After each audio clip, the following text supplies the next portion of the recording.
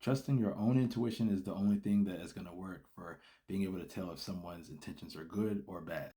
Your gut, your mind, your heart, all of it will tell you. It will give you signals that it is not right, or there's something going on. Maybe they're not being upfront.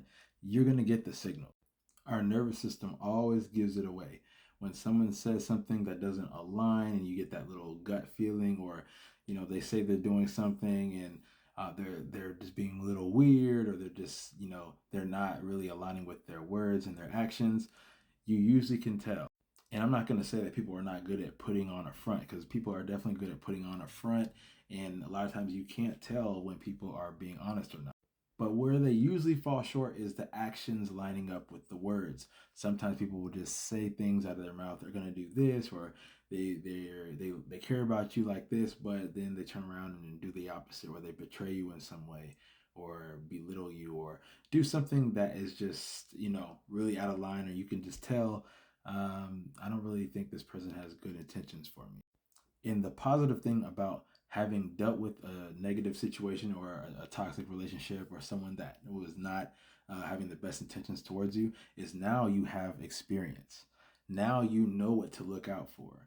Now you can see different patterns and different signs that might have happened in that past relationship or with that person. And you realize, hey, they didn't have my good intentions, and they moved like this. And this person is moving just like that. So judging by my analysis, if it looks like a duck and it sounds like a duck, it's probably a duck. But this does take a lot of practice and patience, and just really taking the time with yourself.